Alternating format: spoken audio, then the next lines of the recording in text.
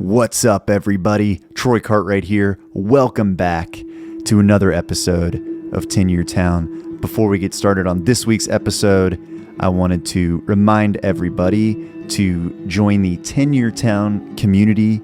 You can do that at 10yeartown.com. We've got some really exciting stuff coming up soon, and the people in the community are going to be the first people to find out about it. Thanks. Today's guest is songwriter Sam Sumpser. Sam has written songs for Lizzo, Chris Brown, Jason Durelo, many, many more. He lives here in Nashville now, and he's got a bunch of great country cuts as well. We spend a lot of time in this episode talking about the differences between LA and Nashville, how to stay sane, really just honing in on the journey itself. And I think you're going to learn so much from this episode. I really enjoyed my conversation with Sam, and I know you guys will too. So without further ado, here it is. Are we rolling? Okay.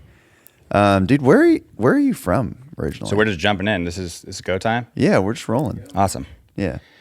Northern Virginia. So right outside DC, Fairfax is... Okay. I usually say DC, but if you know the DMV area, then... I don't, but I was just there. Northern. You would, depending on what size places you're playing, you jam in Java, a lot of people would know. I played Pearl Street. It was in the Wharf. Oh, it was like Baltimore? No, it was like downtown. I mean, cool. we Ubered to the Lincoln Memorial, and it was like 5 minutes. Oh, awesome. Yeah, I don't know that one. Yeah, it was cool, man. Yeah. DC's sick. I always enjoy it, you know? Yeah. Did you move straight here? Like, I did not. What happened? Straight out of college, moved to LA first. Okay. I'd done a lot of trips here, but LA happened first for, my first cut was a pop cut, and Gotcha. all the excitement happens and you think you got to do certain things, and moving there was one of those things. So I was there for about 5 years, and I've been here for about 5 years. So I was excited because the math adds up to 10. I was like, yes. Yeah. I was gonna. I do always ask, like, how long have you been in town? So I've been in town for 5. Okay. But technically, if we want the 10-year town thing. Yeah, I haven't been in town for 10 years yet either. So good. I'm also doing fuzzy math to get there. How long have you been here? Let's see, 2016 June. So is that it'd be 8-ish? almost 8. Yeah. I say 7. I like to round down. Makes me feel like I'm doing more quicker. Yeah, 100%. Yeah. So I've been in Nashville for 5. Okay. Yeah. So you were in LA for like 5 years. Why? Okay, let's go back a little bit. Like, you're in college. I guess you're doing. What did you like major in? Business. Okay. I actually liked it, but it had nothing to do with music at all. Yeah. I'm sure it helps me with taxes and stuff, but I guess, yeah. I was in bands though, growing up and throughout college. Yeah. Figured out I hated being in bands. At least those bands. Loved the guys, but it was just, I always say it's like doing the school group project, being the guy that does it all and everyone gets the A. I totally get that. You definitely get that. Yeah. But loved the writing part. I was writing the songs for the bands, and that started to be other local bands. I would write for those guys, and it just grew from there. That's awesome. Yeah. And was that kind of when you got into like production at first, or? Kind of. I was just doing it because I didn't want to pay someone else. I was just cheap college kid. Sure. I work now with a partner. You've met Sean. Yeah. He was actually the guy that I found that was like recording people for cheap. Okay. And so I started seeing like through him and a couple other friends, like, oh, these dudes like record themselves with like a garage band type thing. And then just had time in college to sit in my dorm room while everyone else went out and partied. Yeah. And learned the nitty gritty. Yeah. Still don't know what I'm doing, by the way. Yeah. But does anybody? I thought I did. Yeah. Yeah. But anyway, so was writing with him and this girl, Chloe Angelides, who's a big writer in LA too. Okay.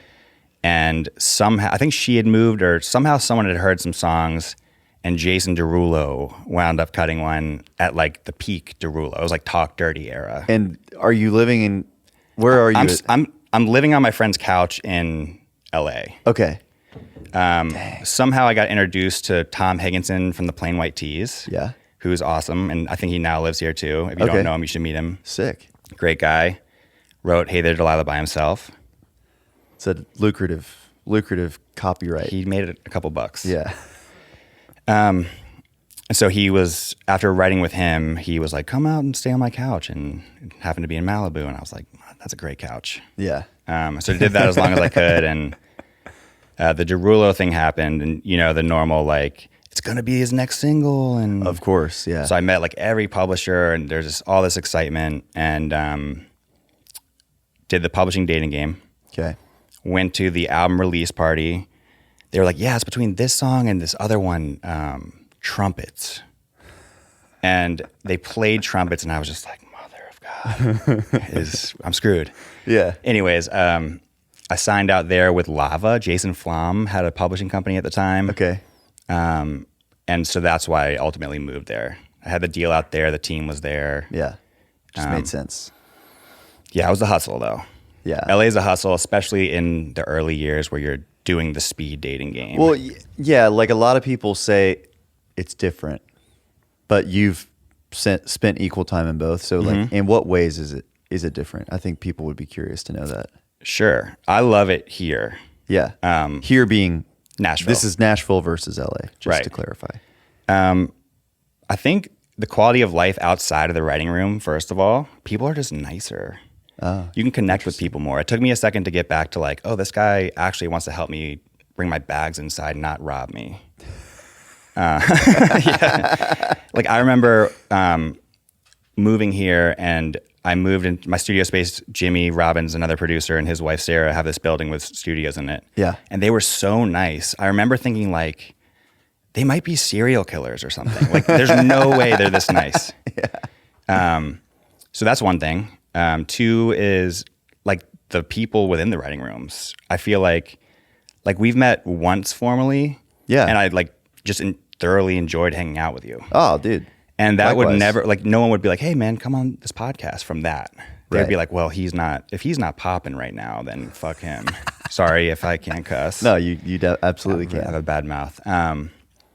Yeah, it's just like, there's a lot of like looking over your shoulder people where they're looking for the next big person in the room. And I can't stand that.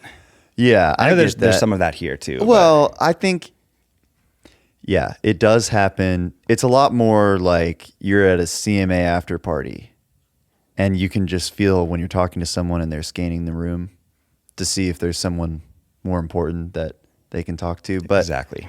You know, that's pretty few and far between. And also like, who cares? Like maybe they probably need to. That's the other thing I try and like remember. It's like, that's fair. Oh, you know, that's really actually maybe there's somebody that they need to talk to.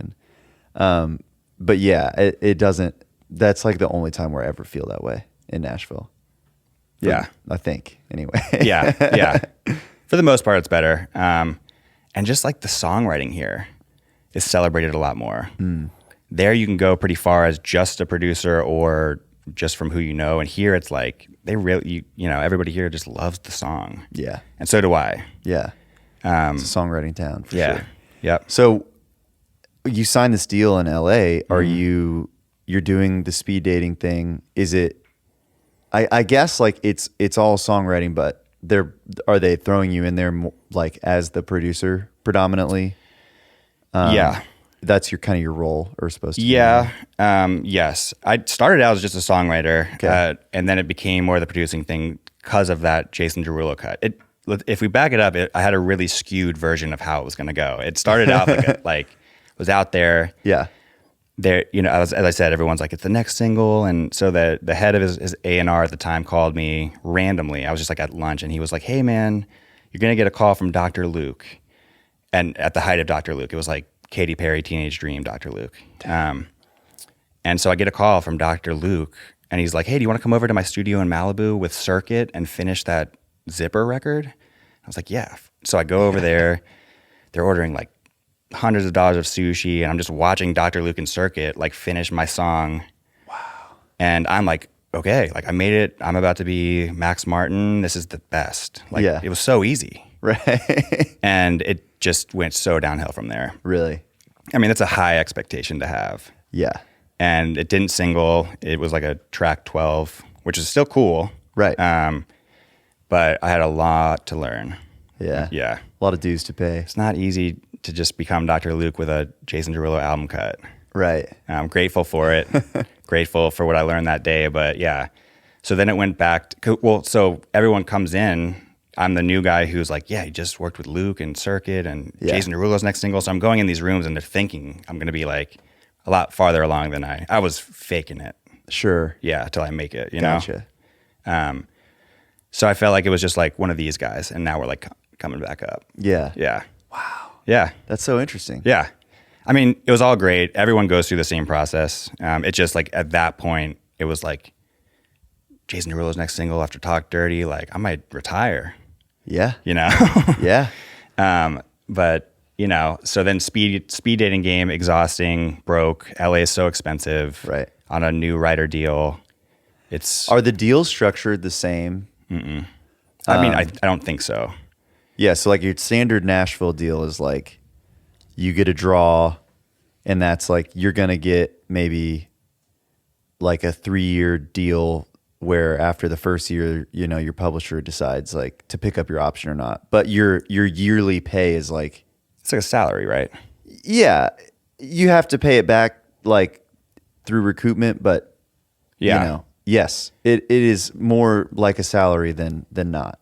It is guaranteed to come to you every month until your deal is up. Yeah, which is kind of nice, especially for a younger person to like in the pop world, you get it all up They front. just give you all the money. You get a lump sum. So whatever like that 3-year deal might have added up to, they would probably just give to you. Okay. Which you don't know anything about, or I didn't know anything about taxes, saving money, Yeah. like how well I'm going to do or not do after that. Yeah. So, you know, I got like a house that was like $3,000 a month, which looking back like was so dumb. But yeah, so blew through it fast. Cause I mean, it was still like nothing crazy. It seemed like a lot of the time because you get it all in one chunk, but then you realize, oh shit, taxes and Yeah. Taxes. And then, yeah, it's like, oh, it's going to be. oh, it costs $80 to fill up my car with gas there. Yeah. Yeah. And like, you don't know how long till the next chunk of money is going to come in. Right? And it never did. It never did. So Yeah. it gets to a point in my deal, there was like, they gave me, instead of just like the full chunk, it was like 75% of the chunk. Yeah. Then in 6 months, like the 12 and a half, and then another 6 months, the 12 and a half. Sure. And because I wasn't making anything, the company was kind of newer and all the people who were working kind of left. And so Jason Flom decided like, we're not going to pay you, but we're going to let you out of your deal with all your songs, which was kind of awesome Yeah. That's sick. and lucky. Yeah.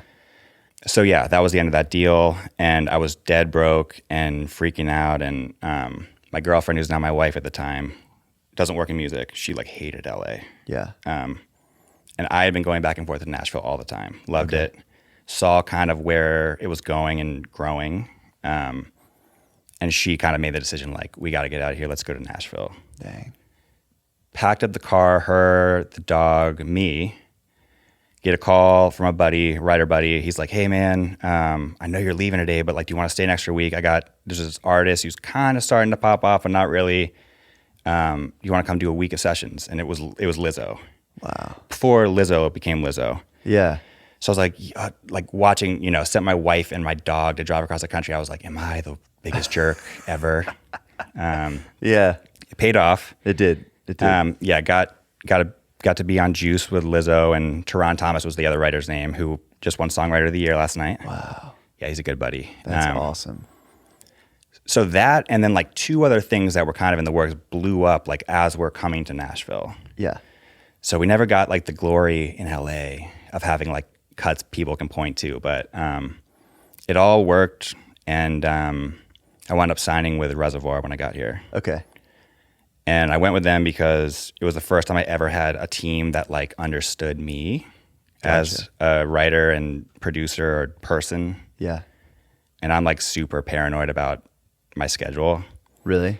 I just am anxious. And if I see that I have every day booked for the next 3 months, I'm like, oh my God, like what are we doing here? Like if they have it booked, they don't put it in the calendar that far out for me. Because you just want to look like a couple weeks down the road and yeah, it's just too much for me to think about. Like I can't finish what's in front of me if I'm like worried about, I hope I need to get some stuff ready or some ideas ready for these projects or like I said, I always feel behind. So dang, that's really interesting. Yeah. That is fascinating. I'm jumping around a little bit, but yeah. So anyways, LA, learned a ton, met a ton of people. Yeah. Glad I did it. Very glad to be here. So, okay. I feel like there's a couple places we can go, but okay, you have a song that you're on, like the Lizzo song, like Juice. Were you able to go back to LA at all? And like, did that change the nature of the rooms that you were getting into? Definitely. There? Yes. All the rooms I was trying to get into, I could get into. Yeah. But at the same time, that song blew up and then COVID happened. Yeah. But I was just also getting so busy here that I didn't want to go back. I'll go back to LA when it makes sense or if it's a project I want to work on, but I don't feel that tug that I think people who haven't lived there feel to go. Yeah. Do you go there? I've never been. Ever? I mean, I played a show there a couple years ago. Yeah. I've never done the like gone to LA to write songs trip. That and I've always wanted to. Yeah. I just never have. And then I talk to my friends. All the people that I know that write out in LA come here, and I'm like, "What's it like?" And they tell me, and I'm like, "Well, okay. I don't know if that sounds like what I want to do anyway." And now I'm just like, stuck in my ways, and I like being home. And yeah, dude. Same. But I don't know. Sometimes when you're in like the dead of January and it's 12 degrees, I'm like, maybe I should go ride in LA for a week. But I don't even know how I would do that at this point. Like, I mean, you could. You think so? I mean, I just feel like real songs are cool again, Yeah. So I feel like real writers like yourself can go out there and people will use you however they can. Yeah. I mean, it would be fun. But again, if you're a homebody, there's no need. I mean, a lot of the cool people are moving here. Yeah. Yeah. It's crazy, right? Yeah. Nashville's pretty cool now. Nashville's the coolest. Oh, it's always been to me, but yeah.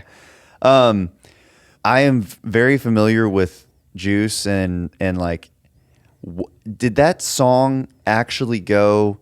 I know it was a massive song. Dude, it peaked at like high 20s. Okay, so it did it like.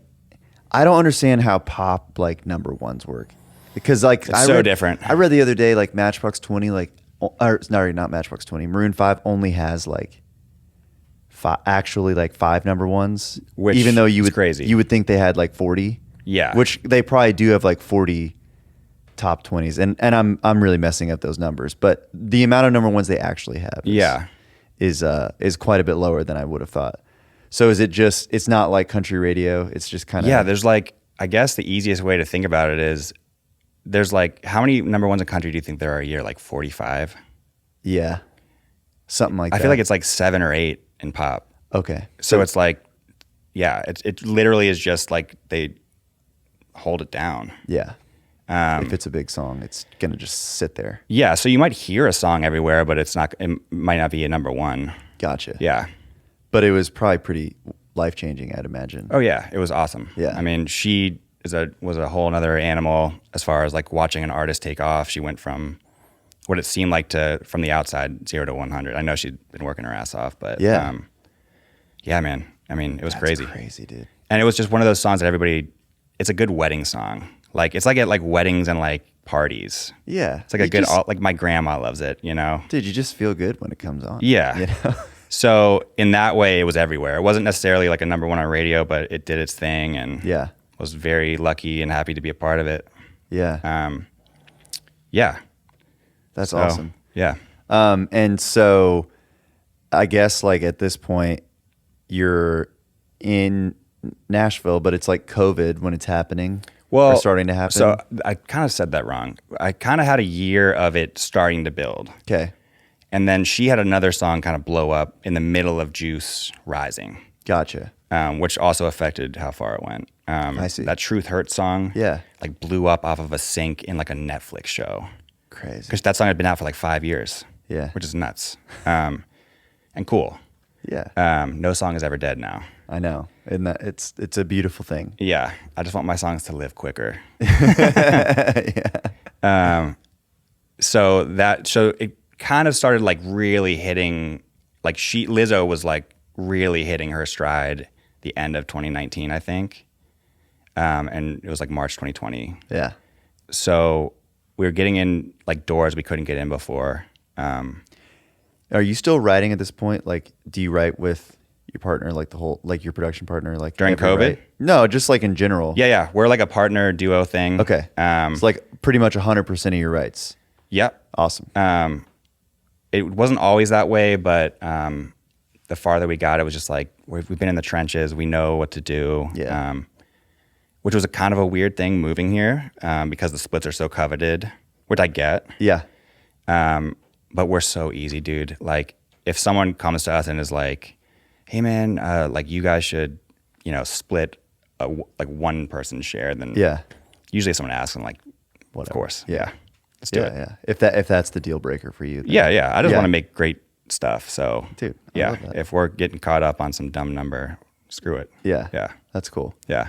Yeah. Like, I don't know, what happens after that? Because it's like random. And so it's not random, but it's like completely different than like the Nashville Yeah. And so, like country scene. yeah. I'm sure it matters. People think it's cool, so they want to write. And Well, so there was like, we had a Chris Brown single at the same time. yeah. And then like a Juice WRLD Kid Leroy thing. So it was like all pop stuff. Wow. And again, another moment where it was like, this is going to be easy. Moved to Nashville, and Mitchell Tenpenny, who I had known and been writing with for a while, we had the song Alcohol You Later. And he like literally like 2 weeks after I moved, he was like, dude, it's going to be the next radio single. And I was like, holy shit, this is fucking perfect. And it like, again, like I think it was like barely got into the 30s. And I was like, no.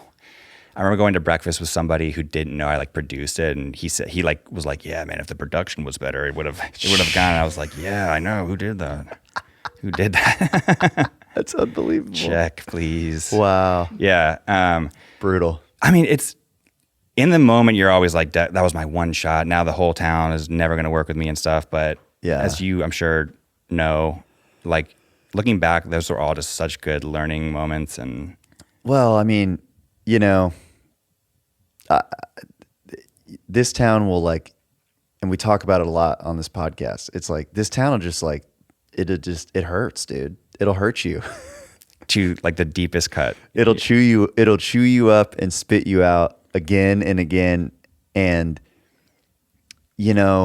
eventually you just, I don't know, you grow calluses there. It just doesn't hurt any, like it hurts, I guess. Like, Yeah. But like the other day I was in a write and I found out in the write that like the CoWriter was like getting the single on this artist that I knew it was like between two songs, just in the middle of the write.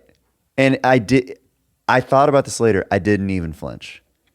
It was just like, That's amazing. happens. Yeah. Teach me. I'll get the next one, I guess. I mean, what choice do you have? Like, Yeah. That's how I look at it. Like over the last 3 years, all the stuff I went through, at the tail end of my Warner deal and then going independent, like, dude, it was just like knife wound after knife wound. I lost my agent in that moment, my publishing deal, a record deal. You're just like literally like looking at the sky going like, well, am I just not cut out for, like, should I just go home? And then you just don't go home. How long between should I go home and I'm not going home was that?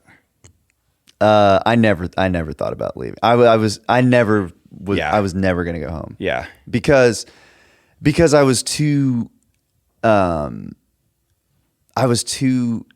frankly, like I was quite embarrassed by it. Yeah. Like I felt like it was unfair. And I was embarrassed. I was like, same thing you're talking about. It's like, oh, no one's going to want to write with me. No one's going to want to work with me, if I don't have this going for me. But of course, like, it's not that way. Like the people that I write with that I write great songs with, like I still write with all the time. And in fact, Better? in fact, like as soon as I got out of my record deal, I started releasing music independently. And the very first song I put out blew up on TikTok and made me like a good amount of money. And also, had I been signed, like probably would have never come out. And if it had blown up in the same way, like I wouldn't have made any money. Man, that So- makes me so happy for you. It just didn't, it was fine. Like it was always like gonna be fine. Like to me, like just that I feel like I'm made to do this, to write songs, to be an artist. So like whatever is written in the stars for me will be. So I just really, as much as I can, of course, I'm not perfect, but as much as I can, whenever something doesn't go my way, I'm like, okay, well, I can't see the other side of this coin yet. I can't see like, this is oftentimes the worst things that have happened to me so far in my career, like were actually the best things that happened to me, if that makes sense. Always. So But whenever can something, you actually see it in the moment that way? no, Yeah. Of course not. That would be amazing. but I can have faith. Like when I hear something like, oh, I didn't get the single, you're just like, well, okay, maybe I'll get the next one. Or, I don't know. I'm just like, Yeah, cool. yeah. This is just like the universe charging me up.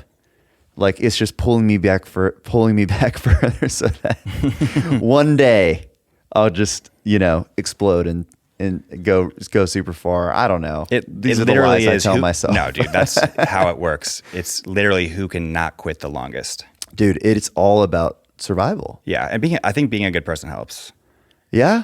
I think so. I mean, there's a lot of times where I'm talking to my wife or like a friend in the industry where I'm like, man, maybe next year I should be a dick. Because I feel like some dicks, like the guys who are getting over on you seem to be doing well. But I do feel like at low times or when you're cold or whatever you want to call it, Yeah. you have more people like still like reaching out to write or wanting to hang out or willing to pull you in and just because they like you. Totally. Yeah. And like, those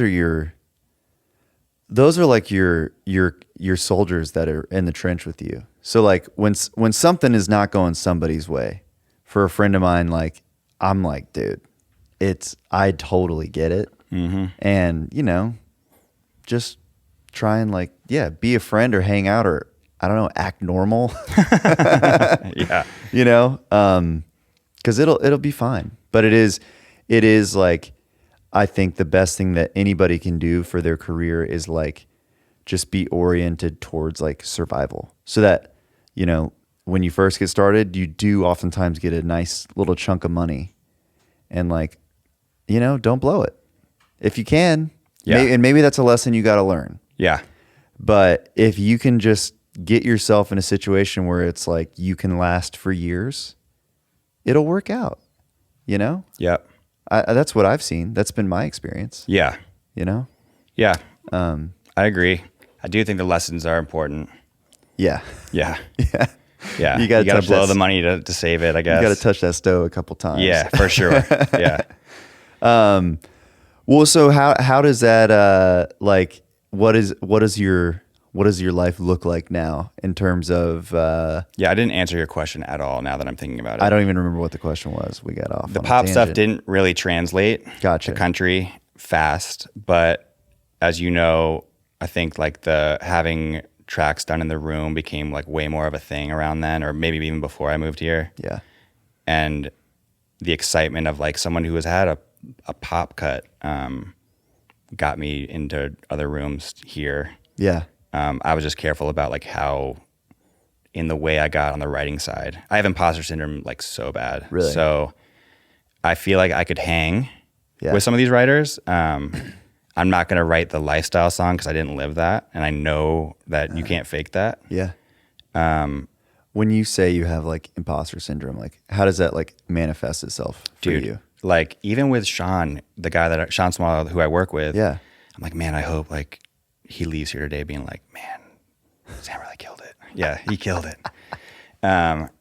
I think, I don't know. It's just like stuff, like personal stuff I'm just like working on. It's just like, I think, and like you said, the industry, dude, it like beats you down to where you question yourself. Oh yeah. All the time. All the time. I think it's just like learning to like, it's all tying back to just what you said. It's like just learning to be okay with the whiffs or the misses, I should say. Yeah. You know, you see like some of these new guys like on this rocket ship and you're like, man, there's no way he's been here for 10 years. Yeah. Yeah. What's that like? Yeah. I think for me, it's like, especially here more so, it's like the writing part because everyone is so good. Yeah. And I'm slower. Like I don't think I'm worse, but some of these guys, man, they're like, quick. They're making grown men cry in 10 minutes, you know? But for real, they say stuff and I'm like still trying to grasp like the first thing they said. And so I think it's that. I think it's just, and then I just realized like no one's even paying attention to that. Right. No one's sitting there as they're writing, even if it is like an Ashley Gorley or someone, no one's in the middle of writing the song thinking like, this dude isn't saying anything. Right. I'm not saying anything, but like they're not thinking like that. I hope. Right. No, I don't think anyone ever thinks that way. And if they, and now I'm like, if they do, I don't want to write with that person. I find when I listen back to these that I end up repeating myself, but it makes sense in this context of like, there's this thing about just trying to like understand like what you're supposed to do in the room that day with your role or whatever, where you're just like, I don't know. I like certain combos where I know I'm going to be doing the majority of the lyric and the melody. Because if I'm with a certain combination of somebody that's like more in a heavy production role where I know I'm going to get like a dope sounding track, I love those days because I get to bring in like a more fully formed idea and know that, you know, I'm going to get something really cool out of it. Yeah. You know, and I think something that's probably underrated, you know, you could write a song yourself. Like I could write a song by myself and do a little work tape or go get it demoed. But just in the limited like production roles that I do, a work tape doesn't stand up to a demo. Like people say all the time, we can hear through a demo, we can hear through a work tape. And it's like when you're listening to 6 songs back to back and 3 of them are work tapes and then you hear like a pretty fully fleshed out demo, it's like, sounds like a hit. Yeah. So if you can make an A&R's job easy, life is good. You know, for sure. Yeah. And that's what a great track can do. Yeah. How close does like, did you do like the track for, I don't know, like for Juice? No. No. She had a producer that does all her stuff that she signed to, and Gotcha. A lot of the stuff we do now becomes the final track. Yeah.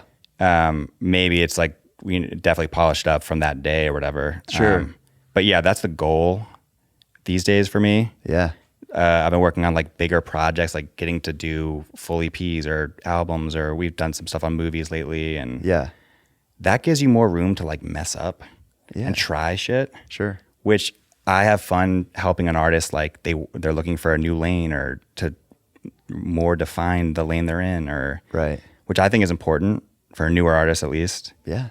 And that's fun for me. That's I kind of think where I really do well. Yeah, you're getting to like build the sonic universe for somebody. And even if they have a clear idea of it, just helping them bring that to life is rewarding. Dude, that's awesome. Yeah. What percentage are you doing, you know, like country versus pop now, would you say? Rough estimate. It depends who you're asking, because like a lot of the country people that I work with often are like the crossover people. Yeah. So like Breland, I do all Breland stuff. Yeah, I saw you have like a lot of credits on there. Yeah, and like Keith. Yeah. We've worked with a lot. We've been working like on Danielle's new thing for like a year. Okay. It's just about to start coming out this year. I'm excited about that. Danielle Bradbury. Awesome. For the layman. Yes. And so country for the last couple of months, just finishing those. Yeah. Because those are bigger projects. And we did this like Netflix, like High School Musical, but set in the country thing. That's sick. Which is coming out. Other than that, I'd say it's like 60-40 pop to country. How do you balance, as someone that writes songs and is a producer, how do you balance like making sure that you have time for both? How do you prioritize your time? Like, is that like a set thing, or is it just kind of week by week? Dude, that is like the number one thing I am working on is like, well, the work-life balance, like staying mentally healthy. But that what you just said is like literally like the last 2 months I've had to set time in the mornings before I even go to the studio to be like, all right, today, try and come up with some titles, some concepts. Oh, interesting. And like another day, like maybe mess around, and it's less these days that people want this, but like some track start ideas. Yeah. Because I was out. I was running on E for sure. Yeah. Yeah. Just ideas. Just like, I was like burnt out and couldn't come up with them. And also like just didn't have the time, like you said. Yeah. It's like, should I come up with 10 titles, or should I finish the 3 songs that I owe people from last week? Mm-hmm. You know? Yeah, that makes sense. Yeah. But even like outside of preparing for writes, like how many, okay, let's use Danielle Bradbury as an example. Like you're working on her record. Are you setting aside weeks, days? Like how do you kind of break up versus, you know, like, oh, I'm doing production today versus like we're writing today. Does that make sense? Right. It's probably easier for, like I said, I can't think months in advance. Yeah. So if I was going to tell you how a week would be, Yeah. it's probably like 2 set writes from like either me or a publisher or somebody. And then which winds up being 4 or 5 because you get called and someone pulls you in and you can't say no. You want to hop in on this thing? Right. On your day off? Yeah. When I'm really backed up, I'll call my publisher and be like, we gotta clear a week for, and now they, like I said, they know me, so they build in like bigger chunks to finish. Yeah. It just depends, dude. It's different with every artist. Like when I started working with Danielle, it was like, she was doing an EP and that became like more and, but I'd say it's like a 2 writes a week goal. Yeah. But you'll set aside like an entire day? Oh, like, for sure. Like I gotta have a day or else no one's getting songs back and I'm an a-hole. Yeah. Yeah. Yeah. It's hard to just keep, I think, you know, when you first get started, it's really hard. And we've talked about this before. Like, you know, you're so, when you have nothing going on, you're so anxious for anything to be on your plate. And then as you go along, your plate gets full and you're like, please, more. And then you reach a point where you go, oh, this is not sustainable, right? Like I'm burnt out, or I have too much, or I'm letting people down, or I'm not even able to contribute like in this room. For sure. You know? And that to me, that's the scariest thing. Like the writing room is like very sacred to me. And I always want to like give it my best. So like even on a day like today, I was writing with a new artist and we drove home we played a show in Boston on Saturday night. So we drove basically not straight through, but pretty much. Jeez. So I got back to Nashville last night at like 10. Oof. Walk into my house, like, you know, haven't been home in 4 days. So hanging with the wife, like just trying to clean up and then just go to bed. And then like, I'm driving to this this morning and I'm like, I'm cooked, dude. But I really want to crush today. So I'm just like channeling all my energy into like trying to make sure. And it was great. But I think that a lot of that was just my mentality of like going, like, this is me telling like my body and my brain, like, this is important to me. Yeah. You know, like be psyched for this. Yeah. I think if you lose that, it's probably time to like consider another life path. You got to love it. You got to. You got to love getting shit on because you're going to get shit on. And you get, like you said, it's like, there's days where I'm like, I don't know if I love this song.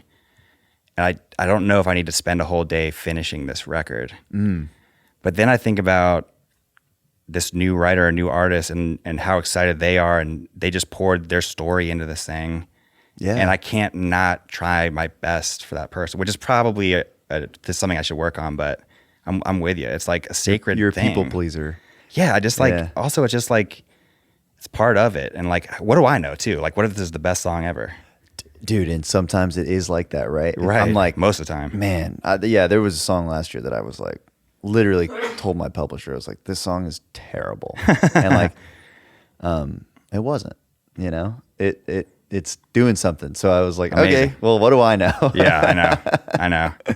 So yeah, even like day to day, like sometimes I'll think something isn't good and then listen back and I'm like, oh, yeah, this is fantastic. That next day listen is important. It is. Yeah. It is. Sometimes it's like next month listen. Next month, next year. Yeah.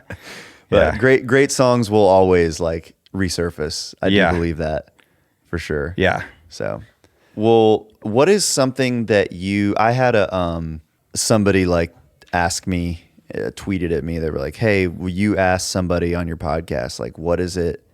What like makes someone a good co-writer or collaborator with you in the room? Like, what are things that stand out to you that like make you excited?" Like to me, that was two questions. Okay, right? sure. Excited versus good, like someone that's a good co-writer. Yeah, like what makes someone a good co-writer to you? That's an important question. Yeah, I think a big one for me is like being willing to be wrong. Oh, interesting. And that could mean like say the dumb ideas out loud, you know? Yeah. Because sometimes those ones are great or they spark the great ones. Mm-hmm. And also like be willing to, if you come in with a chorus, you're like, this is it. And the three other people in the room are like, what if we change this thing? You got to think, we all do this professionally. It's 3-1. They might be onto something, you know? Yeah. Because we all know that the people who are like, no, they fight it and you're spending an hour talking about some pronoun that doesn't matter. Yeah. So it's like, I think that be vulnerable. Yeah. Be vulnerable and be willing to make mistakes. Yeah. I'd say. That's awesome. Yeah. That's great. Yeah. Yeah. Not being precious is like, for me too, I think too. trying to do different things. Okay. I'm not good with like let's write the same song. Let's write the song that's like crushing a radio now, you know? Oh, dude, I'm can't with you 100%. Yeah. Like I hate when it's like, let's chase this thing. I'm like, oh, dude, that's so uninspiring to me. It's the worst. I know I'm not like built for that. I get like pitch sheets, you know, from my publisher or whatever. Like I am not good at that. Mm-mm. Like and every time I get it, I think that I can be. Like there's one right where I'm like, oh, we could do a Blake Shelton thing. Yep. Dude, I don't know why. Don't send it to me. Well, it is useful to me in this from the standpoint of I will look at it and go, oh, this person's cutting. Remember this song that I wrote 6 months ago? Like let's. True. Very true. Yeah. Yeah. I just had one go that way. I saw an artist name on a list and was like, oh, I should send them this song. Nice. And I did. Maybe I do need those to be sent again. Well, I mean, it was an idea sparker. Yeah, that's great. You know, I'd always like to have ideas sparked. Me too. You know? Yeah. So, well, I got one more question. What would you say to that, by the way? What would I say to what? Have you answered that on the podcast before? You're a great co-writer. Oh, I think my answer is probably similar to yours. Like, I just like when people are open to whatever that day requires. And I'm never like, I feel like I am oftentimes in like a sort of a situation where it's me who I am a songwriter and an artist. And then I am with a songwriter and an artist and then maybe a producer, track guy or whatever. And I think when I was starting out, I was very like protective of like, it's like, oh, this song is good. I need to be the artist on this song, right?